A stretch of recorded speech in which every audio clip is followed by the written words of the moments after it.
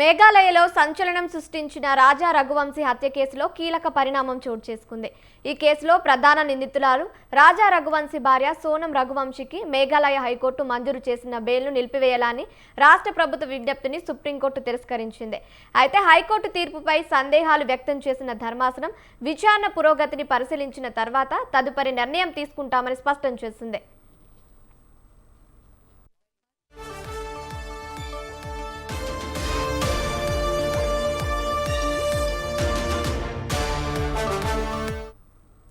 మేఘాలయలో హనీమూన్కు వెళ్లిన వ్యాపారవేత్త రాజా రఘువంశీ హత్య కేసు దేశవ్యాప్తంగా సంచలనం సృష్టించింది. ఈ కేసులో ప్రధాన నిందితురాలిగా ఉన్న ఆయన భార్య సోనం రఘువంశీకి మంజూరైన బెయిల్పై తాజాగా సుప్రీంకోర్టులో విచారణ జరిగింది. సోనంకు మంజూరైన బెయిల్ను నిలిపివేయాలని మేఘాలయ ప్రభుత్వం సుప్రీంకోర్టును ఆశ్రయించింది. అయితే ఇప్పటికే సోనం జైలు నుంచి విడుదలైనందున ఈ దశలో బెయిల్ను నిలిపివేయబోమని justice MM Sundresh, justice Sheel Nagu ధర్మాసనం స్పష్టం చేసింది. విచారణ పురోగతిని ముందుగా పరిశీలిస్తామని తెలిపిన కోర్టు సోనంకు నోటీసులు జారీ చేసింది.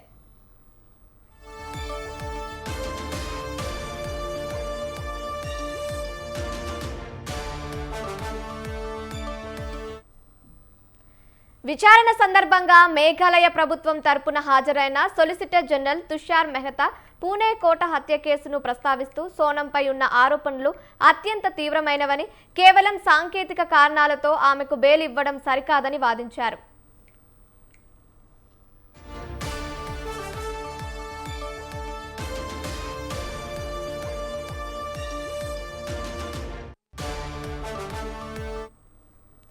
గత ఏడాది మే 11న మధ్యప్రదేశ్లోని ఇండోర్కు చెందిన సోనం, రాజా రఘువంశీలు వివాహం చేసుకున్నారు. మే 20న హనీమూన్ కోసం మేఘాలయలోని సోహ్రాకు వెళ్లిన ఈ దంపతులు 3 రోజుల తర్వాత కనిపించకుండా పోయారు. అనంతరం జూన్ 2న రాజా రఘువంశీ మృతదేహం లభించింది.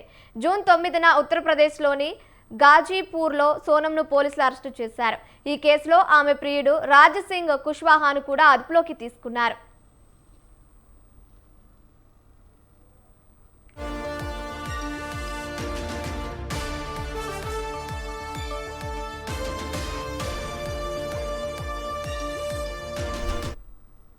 దాదాపు 10 నెలల పాటు జ్యుడిషియల్ కస్టడీలో ఉన్న సోనంకు ఏప్రిల్ 27న షిలాంగ్ ట్రయల్ కోర్టు బెయిల్ మంజూరు చేసింది.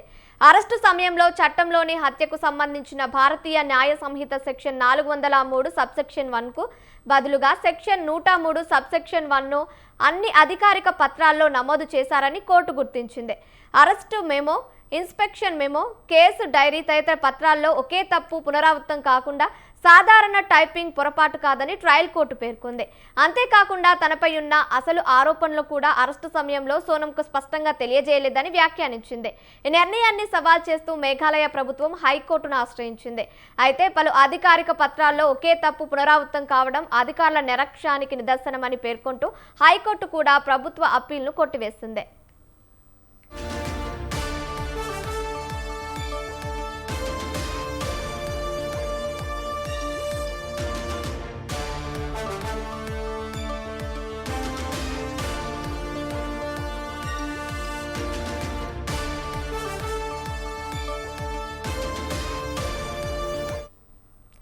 కొన్ని పత్రాలు ప్రామాణిక నమూనాల నుంచి యథాతథంగా కాపీ చేసినట్లు కనిపిస్తున్నాయని, వాటిలో నిందితురాలిని పారిపోయిన వ్యక్తిగా పేర్కొన్న అసంబద్ధ సమాచారం కూడా ఉందని హైకోర్టు తీవ్ర వ్యాఖ్యలు చేసింది.